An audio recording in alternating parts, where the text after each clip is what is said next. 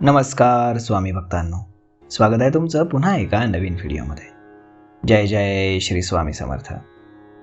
स्वामी भक्तांनो, श्री स्वामी समर्थ गुरुमाऊली यांच्या ईश्वरीय वाणीतून त्यांनीच दिलेली एक सेवा. त्यांचं वाक्य म्हणजे ब्रह्मवाक्य असतं. 10,000% प्रचिती आणि अनुभव येणार म्हणजे येणारच. कोट्यावधी सेवेकरांचा गेल्या 50 वर्षातील खरा अनुभव आहे. ज्या व्यक्तीस खूप प्रयत्नानं सुद्धा नोकरी मिळत नाही किंवा उत्पन्नाचं व्यवसायाचं काही साधन सापडत नाही, त्या व्यक्तीनं रोज स्वामींची नित्य सेवा करून जर 16 वेळेला श्री सूक्त वाचून आणि रोज गायत्री मंत्राचा 10 माळी जप मनोभावे केला तर मोजून 40 दिवसांच्या आतमध्ये तुमचं काम होईल.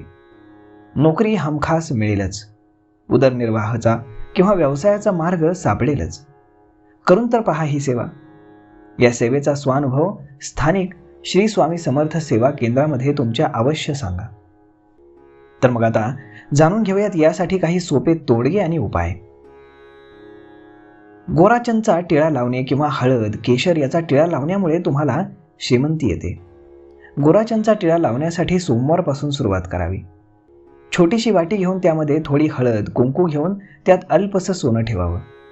रोज सकाळी उठल्यानंतर जी नाडी चालू असेल त्या हातानं कुंकू वाहून त्यानंतर श्वास ओढून पूर्णांगाच्या हातानं अंगठा किंवा अनामिकेच्या सहाय्यानं आपणास त्या दिवशी हवी असलेली रक्कम मिळावी अशी प्रार्थना करावी. त्यानंतर सोनं उचलून कपाळी लावावं आणि हवी असलेली रक्कम मागावी. यानंतर वायव्य दिशेला राधाकृष्ण आणि लक्ष्मीचा फोटो लावावा. घरातील सर्व देवांना हळकुंडाची माळ घालावी. रोख रक्कम हातात पडली की ती घरी आणून देवापुढे ठेवावी. कुठल्याही परिस्थितीत त्यातील एकही रुपया खर्च करू नये. दुसऱ्या दिवसापासून खर्च करायला सुरुवात करावी. व्यापाऱ्यांनी वापरायच्या पैशांचा पाऊच किंवा पिशवी शक्यतो हिरव्या रंगाची वापरावी. बुधवारी पैसे कोणासही उधार देऊ नयेत. दिले असते बुडतात आणि वसुलीला त्रास होतो. गुरुवारी पैसे उधार देणं चांगलं. मंगळवारी कर्जाचे पैसे देऊन कर्जफेड करावी आणि शुक्रवारी कर्जफेड स्थितीत सुधारणा होते. मंगळवारी पैसे किंवा कर्ज घेतल्यास ते लवकर फिटत नाही. संध्याकाळनंतर दिवे लागल्यावरती कोणालाही पैसे देऊ नये. तसेच राहूच्या होऱ्यात पैसे देणे आणि घेणे हे व्यवहार अजिबात करू नयेत. सूर्यास्ता अगोदर मोठी खरेदी करावी. सूर्यास्तानंतर मोठी खरेदी केल्यास आणि पैसे दिल्यास लक्ष्मी नाश पावते हे लक्षात असू द्या. दिवा आणि समईच्या ज्योतीचं तोंड हे उत्तरेकडे असल्यास लक्ष्मी माता प्रसन्न होते. पूर्वेकडे असल्यास सुखप्राप्ती होते. आपल्या कपाळी मधल्या बोटाने गंध लावूनच नंतरच देवपूजा करावी, म्हणजेच ती पूजा पूर्ण होते. पैशांसंबंधीच्या कामासाठी निघताना उजवा पाय घराबाहेर टाकून मगच निघावं. गणेशास एक लाल फूल मंदिरामध्ये वाहून समोर आलेल्या अपंग भिकाऱ्याला किंवा वृद्ध भिकाऱ्याला पैसे देऊन त्याचं मन संतुष्ट करावं, म्हणजे यश मिळतं. घरामध्ये मनी प्लांट लावू नये, त्यामुळे पैशांची चणचण भासते. श्री स्वामी समर्थ हा जप घरातल्या सर्वांनी किमान 108 वेळा तरी करावा. कोणाही एका व्यक्तीनं रोज 1000 जप करावा. सगळ्यांना धनलाभ होईल. लक्ष्मी प्राप्तीचा सोपा आणि अनुभवसिद्ध उपाय म्हणजेच पिठामध्ये थोडी साखर मिसळून ते पीठ मुंग्यांना खाऊ घालावं. अनेकांना याचा चांगला अनुभव आलाय. घरातून कामानिमित्त बाहेर पडताना शर्टच्या वरच्या खिशात थोडे तरी पैसे ठेवावेत.